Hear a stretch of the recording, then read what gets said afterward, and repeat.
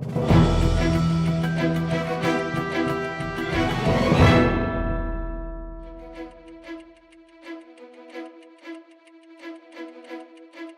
back. Again, folks, my name is Michael Alden. We are here in Blue Vase Studios. I'm real excited to talk to my next guest. His name is Chris Faris. He is the owner, founder, and CEO of a company called Boost Promotions. They are a marketing and promotional services company. Pretty much, if you need your logo or you need anything put on something, you want to come up with a cool idea, you have a cool pen, jacket, I think he'll do cars, he'll do whatever you want. I will say this before I introduce Chris. I use his company as well. Again, my company is called Blue Vase Marketing. We are a marketing company, but one of the gentlemen that we interviewed earlier said, if I know somebody that's better than me at it, that's who I use. So again, Chris Faris from Boost Promotions. Chris, thanks for being my guest today. Thanks for having me. Really appreciate it. So again, a little caveat there. I do use Boost Promotions for a lot of our stuff. So and it's good stuff. So Chris, I want to start out with the standard question that I ask a lot of people. You've probably heard me talk about it before in some of my other podcasts and videos. Is how do you define success? It's a good question. I think a lot of people can define it in various different ways. Sure. It's all personal. It's personal on what you define success. Some people say money, health. I think it's a combination of everything and where you are in that point in life. Because Sure. I think success throughout life is different. Different points of life. It could be success is graduating from college. Sure. Right. So where are you in life, and what do you want to accomplish? And also, for me, it's like a 360. You need to have your full scope of life, your health, your family, your friends, business. Of course, business and financial. It all encompasses success, I believe. So I define it as where you are in life, and Sure. are you achieving the goals that you head out to do? Right. And when you do that, are you just happy, or you set another goal, which you should do? Right. And that's in all aspects of life. So I can't really put a real definition. No, I think you did. But that's the way I would kind of envision it. No, I think you did, and I think a lot of the people that we've already interviewed today and that we've talked to before, they all seem to come up with the same answer, and it's what you define it as. And I think a lot of people that are out there today are worried about what other people think success should be, right? That's right. It's not about that. It's about what you think success should be, right? Right. And in the media, you have everything in the media, whether if you're watching CNBC or E, right? Sure. So success in those there are two variations, and they do cross-pollinate because celebrities and talent are a success, and not only that, but other ventures they're going off into. Sure. So I think media definitely skews what an individual will say success is, Right. Unfortunately, because then they don't look at themselves as like, well, what makes me happy? Right. Yeah, look at them on TV, that looks awesome. Right. But is that what you really want? Right. And that's where you mentioned, like, they don't understand. You have to understand yourself and what you really want, and what's your end goal. Sure. Where do you want to be, and what do you want to do, rather than, wow, look at that person on TV. Right. I want to run the football and be successful doing that. Right. But that's just what other people want and what the media is putting out to you. But I think at the end of the day, it takes a long time. It's like, what the heck do I want to do? Right. Rather than saying, oh, that looks cool, that would be awesome. There's a lot of things out there that a lot of people would love to have. But is that going to make you successful? Sure. And is that going to make you happy? You don't know, because you don't have it. Right. Right? So it looks great, but you got to understand who you are before you start defining success, or even knowing what the heck it is Right. inside of your life. It's interesting you say that. I mean, I have pretty much anything that I've ever wanted from a material aspect. I have great people in my life. I have a great social network. And I was watching that show last night called $1 Million Listings. Oh, right. And I have a beautiful house I haven't even moved into it yet. I got all these great things, and I'm watching the show $1 Million Listings, and I'm like, man, I want that house. That's right. You Yeah. know what I mean? So, we all even got caught up in it. But for me, again, I look at where I'm at right now, and I'm not afraid to say it. I feel like I'm a pretty successful guy, and so I'm happy. I think for the most part. But when you see when people who are just sitting on their couch, and they're not doing anything, and they see these $1 million listings and all these other things, I think they get this, again, whacked out, skewed perception of where they should be, Right. and really kind of how to get there. They don't even know how to get there, but they think they should have that, right? Right. Yeah. But also, do they even want that? Do they? Like, Right, yeah. They don't know what it takes. No, they have no idea what it takes. Right. And they were saying on the show, $1 Million Listing in particular, Right. okay, all cash. What's all cash? I saw the episode. Yeah, Right? last night? Did you watch it last night? Yeah, cash means nothing. Right, right? right. It means everybody's all cash. Right. So then, as if you're sitting back, you're like, wait a second, that's a lot of money to have all Right. cash. Right. And then just thoughts go through your mind, and again, you don't know. Yeah, that would be great, but is that what I want? Or they don't even know how they're going to get. Nobody knows how they're going to get there. Sure. Just find a way and get it done. Right. But that's a whole nother topic. But I just think, yeah, again, the media, it's so skewed with these shows. Right. Like you're talking a whole nother world. Right. A whole nother world. Yeah. And I'm the same way. We just renovated a house, did the whole thing, and Yeah. I'm like, oh, this is good. Then I watch the show, I'm like, oh man, you know what? So we all get caught up in Yeah. it, but you're right. I think your answer is great. It does come down to really, ideally, what you want, not what society is telling us, not what MTV is telling us, not what he's telling us. It's really what you want, and be happy with it. We can always build our house like we're both doing, and then try and get that next house. There's nothing wrong with that too. Right. But I talk about micro successes, right? So all right, so you and I both. I lived in a condo, sold it. You had a condo, sold it. Sold it. So you have these micro successes, right? And so right. and that's I think that was a Yeah, good and answer. even just to go one step further, like I'm going to the World Series tomorrow night, right? I was Are supposed you to- really? Yeah. I was supposed to- Congratulations. Oh, thanks. Thanks for coming here. Yeah, I was Right. supposed to go Saturday. Yeah. But my son, he just turned 4. Yeah. A couple weeks ago, and Yeah. he goes, "Well, Daddy, I want you to, take me trick or treating." I'm Right. thinking World Series, Halloween. Right. There's really no balance. I'm Right. going to the World Series. But so I went, and then so I changed my tickets. So Right. from Saturday, now I'm going Friday, and I'll be home. I'm leaving Manhattan first thing Saturday morning, driving back after Right. the game. But for me, that's success. Right. He's going to be happy. So even that Sure. little venture, again, you can't put a number on it or something. Right. But for me, he's going to be happy. Right. As can be. Right. And I'm happy, and that's you got to go to the World Series. And I got so success. Wow. 2 wins. That's great. I'm sorry that it's not the Red Sox. I know you're from Connecticut, right? No, Rhode Island. Rhode Island, yeah. No, I'm so- a Red Sox fan. Oh, big you time are. Red Sox. But you just have an opportunity to go to the World Series. You got to go. I actually worked for the Mets Oh, back okay. in '99 and 2000. Oh. The last time they were at the World Series, Oh. there was a Subway Series. So Oh. I still have Connections some there. friends, connections Well, to enjoy. go. Enjoy. That sounds like it's going to be a lot of fun. Let me ask you this. I know you've been in business. How long have you been in business? 7 years? 8 years? 8 years. So Yeah, 8 I years. know you started out small, and I know I know you do millions of dollars in revenue. And people, when we hear that, I mean, we do millions in revenue too. But it's pretty awesome what you've done from where you started and how it's continuing to grow. And we talk a lot together, and I see all the things you're doing. In these 8 years, what has really kind of been the biggest professional obstacle, and how did you overcome it? Sure. Well, I started my company November of 2007. Sure. 2007. Let's just throw it at a wash. It was only Okay. 2. So 08. Yeah. What is 2008? Like the say worst to you? economy in the history of the world. There I we say. go. Right. I started the company, and in '08, we had a decent year because the budgets were still kind of in place when the bottom was falling. Right. '09 was flat, without Right. a doubt. That's when I started Blue Vase. Right. So, which is the best opportunity to start companies in the down economy, I still think. But anyway, so during that time, at the end of '09, we got some huge purchase orders from a major retailer. Sure. We're talking, high six-figure, Right. Multinational companies, right? Oh, Yeah, this yeah, is big right, time. Right. This is big time. Right. Everybody would know the retailer. Right. But so I'm sitting there. How do I fund this? Okay, so these are overseas. We design product. Yeah, I forgot to mention, you have offices in China, here in Office, in that's Boston. correct. Yeah. Right. Right. So we were doing, it was an overseas project. Of course, we help some retailers and our clients in any aspect, whether it's branded or retail products, design the product, develop it, and then we manufacture and we import it. So we're a full service Sure. merchandise agency. So during this time, I'm getting these orders. I mean, this is great. This is awesome. How am I going to fund this thing? Right. Go to every bank. They literally laughed at me. Right. And said no. And I wasn't looking for a loan. I was just looking for a line of credit. Right. To pull from. So 2 different things. So you're a really. young entrepreneur, just started a business. Were you married yet at the time? I was married, You're no married, kids, No, but- married, no kids.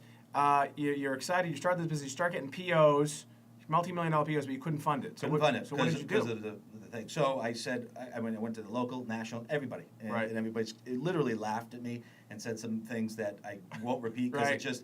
it's those people that say no and don't, you can't. It's just laughable. Right. So I just networked and found some very successful people who understand success Right. and what that is, but also how to capitalize on a down economy. Sure. And so I got private funding. Literally, investors were signing, just writing over checks. Checks, right. We had to obviously legally back it up. Sure, and so yeah. on and so, but we got checks. So for me to go out and raise capital, not giving a piece of my company away, it was just order funding. Sure. And I didn't want to go through your traditional ways of funding an Right. order. Well, it sounds like you factoring. tried. Well, it sounds like you tried first. With the bank route, but Right. then you have factoring and things of that nature. Where Right. you literally have to give almost all Half. your margin. Right. It's gone. And there was no way I wanted to do it. I worked too hard to get this opportunity in the worst economy since the Great Depression. Right. So I was able to get financing from several different people, and not only that, I paid them back it was a year loan, paid them back in 6 months in full with interest. And sure enough, the next thing, anytime you need money, let me know. Right. So for me, when everybody said no and shut their doors, I had an amazing opportunity, but I couldn't find a way to get money to fund this thing. Right. And I found it. I got it done because there was no way anything was going to A stop lot me of people from would doing have just that. given up. It sounds like. I mean, you sound like yeah. Given up, told them no, which a lot of people, when you get an order from a large retailer and you don't have the money, you'll say no because you can't fund it. Right. Unfortunately, and they're not going to give you money up front Right. to do it. And they're not going to give you a second chance either. No, this was my first chance. This was my Right. first order Right. after a year of working on this account Right. and trying to make it happen. And I didn't want to go I didn't want to give too much of it up. Right. So yeah, anybody could have said no or tried to go it's not the easy route, but Right. the other route of giving more equity up in the actual order Sure. itself to do it, and I just didn't want to do that. Right. I worked way too hard to get it done. So that was one of the biggest success, but also obstacles or challenges that Right. I faced because of the economical situation. And that really in kind of this country. started. That really, I mean, if you hadn't gone that route, if you had maybe gone the factoring route or maybe given up equity in your company, you probably wouldn't have been able to then take what you earned and made in profit and just kind of help grow Right. your business out, right? That's right, because in our business, it's product based. Sure. So you get an order, you have to fund the order, Right. and you have to in and out the door. So the more orders, the more money that's out the door. Right. So in the traditional aspect, that's what the line of credit's for. Sure. But in that time, it wasn't. So I needed as much capital as possible in order to keep the growth of the company going during this time. And then we exploded from 09 to 10. The company tripled. Right. But not only, so that half that I wasn't losing to the factoring portion of it helped me fund the company and grow it. I mean, Sure. I was all in. All my Right. savings, I had everything. Right. My wife's looking at me like, Chris, what are you doing? I'm like, you got to trust me. Well, you hear that. I mean, that's the life of an entrepreneur, right? Yeah, you got to do it. If you don't believe in yourself, who's going to believe in you? Right. Nobody. So Yeah, that's she was all in, but she was a little bit nervous. She should have been. Well, too. hey, good for her. She stuck around. And she's still here. That's great. That's great. Chris, again, one of the other things that people probably don't know, and it's funny, Chris and I actually went to the same college together, and we kind of reconnected recently. So we went to the same college. I believe that there's a value in education. Let me ask you, and maybe even some of the people that you employ, is a traditional education important for business success? In other words, do you need it? I think you need some form of education. Sure. Yes, we went to the same college. Right. We went the traditional route. Right. Absolutely, because I think what it does, the traditional education, I say traditional, means 4 years of high school, 4 years of college, Right. or 2 years ago, Right. whatever it may be, some facet of Some sort of formal education. Formal education, Right. because it teaches you a lot of social aspects of life, because you're interacting with people that you're putting dorms, right? So you Right. have to be able to social, and that's great for networking and just Right. being interactive with other people that you may not know, different ethnicities, races, whatever. Right. And I also think time management is key, but also how to learn. Sure. And I think the traditional education forces you to learn how to learn, which Right. it's a weird kind of phrase, but if, high school for me was okay, I got great grades, Right. but I didn't put much effort into it. Right. It wasn't that hard. Right. I was an athlete just like yourself, Right. and, time and effort into that. But Right. when I got to college, I was like, I gotta study. How do I even study? Like, Right. what? So it taught me how to focus. Go to the library. Sure. My mom would call, he's in the library. Right. Yeah, right. Right. But I was, because I had to train myself on how to actually focus and learn Sure. and absorb the material rather than the distractions all around Right. in the dorm. So I think on your traditional education, those are the social, the time management, and then just understanding of how to learn and absorb information, and then how to utilize those in the real world. It's interesting you say that, because those are like the intangible things that really aren't quantifiable as far as when you look at your transcript. Right. But I think you're right. I think those are probably more important than your grades. without a doubt. You know, Grades, anybody Yeah. can memorize Right. information. Right. And then just spew them out on a test. Right. You can write them Right. down. Right. So a lot of the brilliant minds, Right. horrible grades, dropped out of college. Right. Or they just don't know how, they're not good test takers. Right. Because they look at information differently. They're more Right. creative. They're thinking, well, how can I do something where you can be the smartest person, number one in your class, Right. because you can memorize. Right. Memorize isn't learning. Right. And that's what people don't really understand. I know a lot of people that were so much smarter than me. Right. And that aren't in the position I am today. Yeah, because You they know? can't they can't take that the intangibles and apply it to the real world. Because I always tell people, you know, when we solve problems at my company, you know, my CIO is actually a Mensa. And I joke around with him. I go, you can't tell anybody that because people are going to laugh at you or whatever. But we joke around. We don't go to him and say, hey, you know what? You know, where did you go to college? What did you get? What did you get on your SATs? Right? We don't. No one looks at that stuff anymore, right? No. But I think those intangibles that you mentioned are really, really important. Yeah, when we look at resumes and when we try to identify talent, Sure. you know, I scan it real quick. I say, Right. okay, you can hold a job. All right, Right. You don't want somebody that goes, you know, every 6 months or a year they're in another job. So Right. that's the only real thing I look at. It's their personality. It's how they can adapt to, you know, the atmosphere of our environment. Sure. Our environment's crazy. Right. You know, Right. it's Organized yours. chaos, I call it. Absolutely. Right. It's fun. It's high energy. It's Right. there's no offices. Everybody's just working as a team. And it's great. Right. And yeah, we get a little crazy. And Right. you have to deal with that because you know we're creative people in this marketing world. Right. You know, everything is they need it now, but they need to be different. So they need to be able to fit more importantly into that, and that's where your social skills come up. How are you? You know, we're going to have fun, but I just gave you 8 projects, and here's another one, and I need this now. So put this Right. to the top. So your time management comes into play. Sure. And then learning they don't have to be from our industry, you Right. know, to be that. But as long as you can adapt and learn, again, that's what we look for. So Sure. even what I think the educational system you should learn from, I still adapt that to the hiring process in Right. my company. Right. No, I think that's some great advice. Now, you're a marketing company, obviously. Again, it's a little bit different type of marketing than what we Yeah. do. But for you, what is the most effective form of marketing for you to grow your business? Not like what's the most effective thing that you sell or whatever. Right, right. What's the most effective form of marketing for you to actually grow your business? How do you get new clients? Sure. essentially? Well, for us, and I'm a firm believer, and I'll just say what it is, and I'll backtrack. Word of mouth. Okay. That is a form of marketing. Word of mouth Sure. is a form of marketing.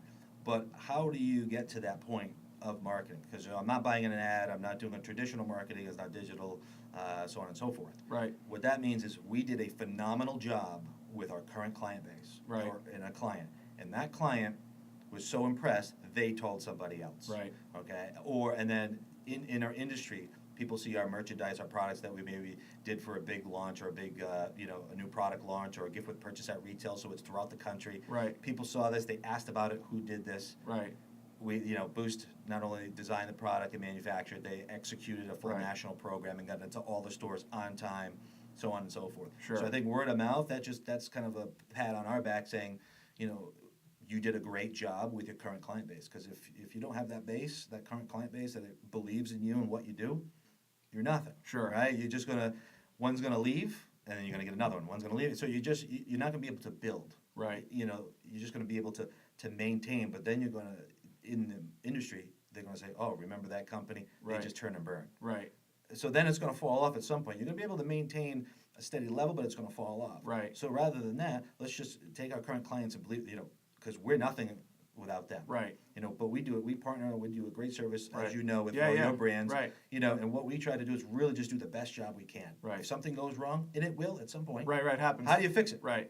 Find a solution. Right. And fix it, and then people remember that. Right. And then, so for me, the word of mouth referrals is the absolute best marketing. But in to a leverage. way, actually, I think it's actually more, and you've basically said it, but I think the best form of marketing for you is the products that you create, right? I mean, that's Right. really what it is. That's your marketing, really. Yes, yeah. You do a great job. That's right. And then the word of mouth comes. That's right. Yeah, Absolutely. so, And the yeah. service, Right. service in our industry, Right. In any industry, it's Right. competitive. Right. Okay. Our industry, you can sit at your home and sell promotional products. Right. You can. Oh, look at this mug. It's great. Right. That gives zero value, Right. right? To Right. the end user. You being an end user know Right. that. I worked in the sports industry for years. Right. Merchandise is a multi-billion-dollar industry. Sure. It's the experience. It's the relationships and how you service this client. Right. And make sure that you do the best job for them, and and you respect them, you're on time, you do everything, and the product speaks for itself. Right. You got to make sure your product is quality. Do you ever fire clients? Do you ever have any clients that say they're just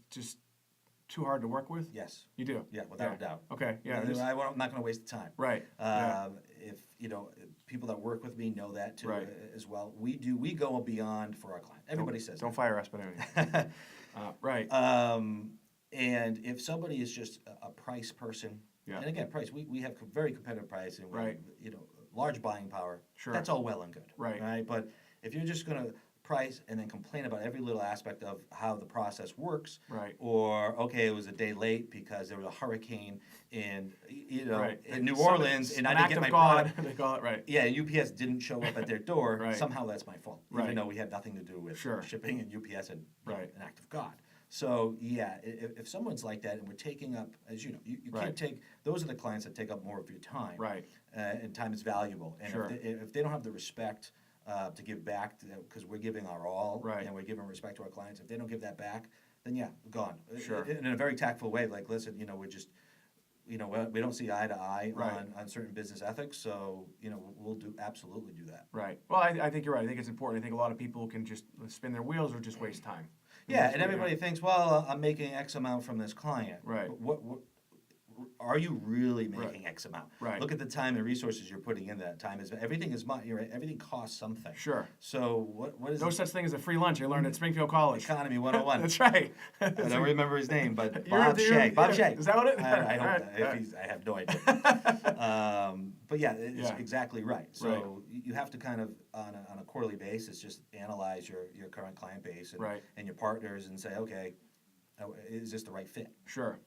Now I know that just again from going to college together that you obviously work out. He was a bodybuilder, a competitive bodybuilder for a little while. What do you do right now in this day and age in your business to handle stress outside of the business? Well, the working out has stopped for a long time. Unfortunately, my son's 4 now, and Yeah. I still make up excuses, Right. which is crazy. Yeah. But I do have a membership at a gym. Okay. Well, does the membership make you feel less stressed? Yes, I may not use it, but Yeah. I do have one. Yeah. No, I think for me, I can handle stress pretty well for some reason. Right. I just try to find a solution, find a way, and get out of it. But Sure. I just sit by myself, a little meditation. I used to do yoga twice a week, which I love Yeah. yoga. Right. But I think meditation just kind of clean your head. And Right. whatever there is for people, it's different. Sure. But even me going home and just playing with my son, we have a game, Right. we'll go play. But that relieves stress for me Sure. all the time because it takes your mind off of what's the stressful point. Right. So for me nowadays, it's a little different. Before you used to go to the gym Right. or go for a run, do something Right. athletic or because that you're trying to do something or keep your brain from Right. not thinking of that. It's that, but it's also just getting in the right frame of mind and then just doing something else. And for me, that's with my son because Yeah. it takes off. No, I think everything. that's great. Yeah, family time is the people that we've interviewed before say the same thing. Yeah, Yeah. it's important. I'm going to read you the sentence, and I want you to finish the sentence for me. If my company lacks blank, then we will not succeed. Passion. Passion. It's funny. It's great. Everyone has a different answer. Yeah, that's good. Yeah, everyone has a different answer. And But mine's the best. Right? yours is the best, No, I'm and yours is the best. You know why? Because I'm going to tell you a quick story. I was interviewed on a podcast for my book, and I asked the gentleman, I liked him. I said, "Hey, could you write a blog?" I wanted him to write a blog for me, and the title of it was "Passion Schmashin'." And he said that you don't need passion to be successful. And I called him back and I said, "Listen, man, I can't publish this. I don't agree with you." And he lost his mind. But I agree. I think you need to be passionate about what you do in every aspect of your life. Because if you're not, I don't think you're really going to be happy. It's Right. obvious that you really love what you're doing. I always tell people, I love what I do. I really do. Like you said, there's stress, there's all these other things, but I love what I do. If you don't love what you do, if you don't have a passion for it, then find something else, right? That's right. Yeah. But also the people you surround yourself. Sure. You and I are. We started these things, so Right. we have a little bit more vested interest. Right. We're really passionate about Right. it. But if the people aren't passionate around you, Right. that's going to come off to the clients. That's going to come off in the workplace, and you can't have that within the workplace. Sure. So as long as everybody is, it's just like a team. If they buy in to the process, and they buy into everything in the company and the brand, Right. do you believe in this brand and what we do and Right. what we stand for? Then they're gonna want to stay 8, 9 o'clock at night Right. and get the job done because Sure. they're passionate about it and they want to see the client happy. Right. And you have to surround yourself with those people. And if not, it's going to come off. You're going to hear that in a person's Sure. voice or Right. mannerisms or whatever. And they won't last long at your No, company. you and I start talking. We start getting, you move the mics because we're Right. swinging. Right. We're Right. coming out. But if they're not, they're just going to. But also, that's going to bring down the morale in the whole company. Right. Even in the area they sit, and you Sure. can't have that. So I think passion is the biggest. I like that. biggest So thing. passion for you and passion for the people that work for you. More important, yeah. Right. I think more Right. importantly, for Yeah. me, it's there. That's easy. Passion's there. Right. Right. I love what I do. I'm Right, like you. right, I love right, what I do. right. But if I don't surround myself with passionate people that believe in what we're trying to accomplish here Right. with Boost, Right. then it's for nothing. That's great. Now, you've already given some great advice up until this point, but if there's, some advice that you could give maybe a young entrepreneur, maybe someone who just entered the workforce, who's in the workforce, some tidbit that pretty much anybody in any situation could apply right now to kind of propel their business, whether it be, again, in the workforce or an entrepreneur, what would it be? Combination, I think there's so many great television shows and things about entrepreneurship Sure. in companies, whether it's a Shark Tank or Right. The Profit. The Profit, love The right? Profit. Okay, and that's great. But those are like People, processes, product of these? That's right. Yeah, That right. 3 Ps. Right. But I think you have to. It's not that easy. Sure. People watching on TV, they'll show bits and pieces of a struggle. Right. But then look what happens. Hey, we just got a PO from whatever. Right. Right. Right. And I think just you got to be aggressive. You be persistent. Right. And don't worry about the naysayers. 'Cause Right. Everybody's going to tell you no. Right. The banks told me no. They said a lot more than Right, that. right, but right. For this program, they Right. told me no. Right. Right. So I think you just got to be aggressive. Sure. You got to be passionate. You just got to be and stay positive and don't let the naysayers turn you down or the people that say no. Because if it was so easy to start a company, everybody would do it. Right. Right. How many entrepreneurs out there? A Right. lot less than what's in the workforce. Sure. So you're trying to do something. You got to take risk. You got to go with it because that's what it's all about. And just stay the path. Sure. And don't worry about failure because failure is great. Right. You learn from it. So Now, we talk about communication. Obviously, we're talking about marketing, and again, there's Facebook, there's Twitter, there's Instagram, there's LinkedIn, there's Snapchat, there's text, there's all these different things. There's face-to-face, there's telephones, there's Skype. For you and your business, what you do, you have literally a worldwide business, so you're all over the world. For you, what is the most effective means of communicating with, your clients, really? I think the best way is old school. What we're doing now. Right. Talk. Face to face. That's it. Right. Face to face. Whether Right. it's that's the most important. Right. But if you can't, like I can't lie, Right. I can't talk to my clients in California. Right. Face to face every Right. day. Right. Just get on the phone. Right. People are, in this day and age, because they grew up with it also. Sure. These the 20-something or even 30-something. Right. We never.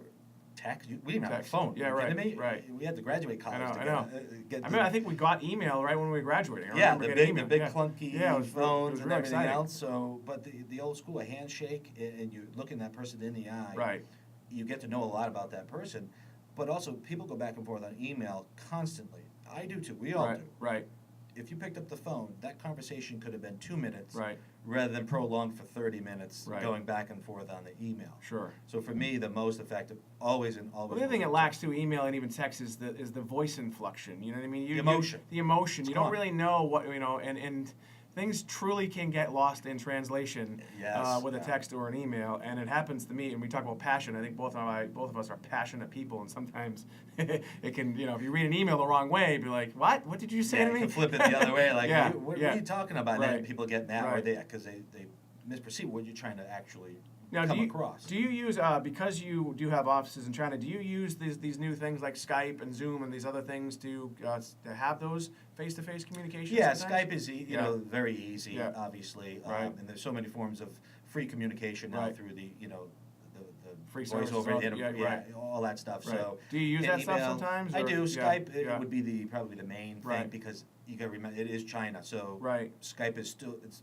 useful there. These Sure. other new technologies haven't gone or they don't have the bandwidth yet. Sure. In the different parts. Right. We're luckily in a major. We're outside of Shanghai, so we're in a nice area. But Right. with the factories, it's different. Factories are all over the country, and they could be in a rural area. Right. So email is still the best form of communication sometimes with them. Right. But luckily, we have boots on the ground and people there that go Sure. and handle all that. So yeah, Skype would be, and then email. Okay. But pictures are key in video. Right. For us on the manufacturers, because we Sure. do quality control inspections, make sure the product is meets every criteria. Right. We have all that stuff, but I have to have visual evidence in all the reports. Sure. You know. All right, that makes sense. Now, if you could actually leave our viewers and listeners with one piece of advice, I'd like to call it maybe a secret strategy technique or something that, and again, you've already given us some awesome stuff, but if there's something else that you're doing or have done or maybe have learned that can really help someone grow in business, what is that? I would say process. Okay. We go back to the profit, but Sure. so you can do that in so many. If you have a process in place, in whatever you're trying to accomplish, or if you're already there. So in your company, my company, as Right. they grow, we're hitting new strides every time. Sure. And if there's not a process in place for someone to come in and be fit into that process and be able to grow and learn through that, you're going to be Sure. all over the place and mistakes are going to happen. Right. So just if you even reflect that to a personal life, if you don't Right. have a process in place, if you don't do, you're going to be all over the place. Right. Mistakes are going to happen. Right. Things are going to be. Oh, I missed his birthday. Sure. Right. Even Right. on the. Right. And then you're going to get. You're going to get a phone call from your brother. Hey, Sure. you missed your niece's birthday. Right. Right. So if there's not a process, whatever that process is, taking place, calendar. Who deals with the calendar? Right. How do we get the things of that nature? Right. So I think in general now people have so many distractions. Right. This, But a lot of these distractions can be helpful with the process. Right. Like the calendars and That's right. So the updates, technology right? can support the Right, process. right. So I see people, the younger people, especially they have the laptop up, Right. they have their iPad in, they have Right. the phone, all Right. going at once and all different things. I'm like, how do you even pay? Like, what is going on? Right. But if that's their process, and they can use the calendar, Right. they can use another software. Sure. As long as there's a process and Sure. it's just not chaos. Right. Because if it's chaos, something's going to be missed. Right. We know that. And in anything. So if you're late on a deadline, Right. or if my product doesn't get there for an event, Right. we're done. Right. So as long as there's a process in place. And you do big time events, Hollywood events, and Yes. some big stuff that you're doing. That's didn't right. You, didn't you do something? Was it for Jennifer Lopez or was it? Yeah, we used to do some stuff. She used Yeah. to have a store with Verizon. That's no what it was, a longer- Verizon store, yeah. Yeah, Right. so we are we're a national vendor for Verizon Wireless. Sure. Part of their co-op program, so that was part of that. Right. But yeah, for the VMAs, MTV Right. VMAs, if we don't get stuff there, Right. there's only one show. There's only one show, That's right? it. And they're usually live, right? Oh, Yeah, they yeah, are right, live, yeah. yes, and So- it's out there, and it's not. So if we Right. miss that, because somebody slipped up or there wasn't a process in place in Sure. order to make sure we effectively get there, that's not good. Right. Wonderful. Well, again, Chris Faris of Boost Promotions. The website is it Boost Promotions? BoostPromo.com. BoostPromo.com. Yeah. If you need anything made, I'm talking anything made, you want to put your logo on it, if you want to find something cool, you want to sell something. I mean, this guy literally has everything. We talked about this before. I use him for pretty much everything that I do in my business, from banners to mugs to even helping with our new product, Emery Vodka. He's really helping out a lot with that. Again, it's boostpromo.com. Chris Faris, again, thank you for Thank being you, my Mike. guest. Folks, Appreciate it. my name is Michael Alden, and I hope you really enjoyed this, and we'll see you next time.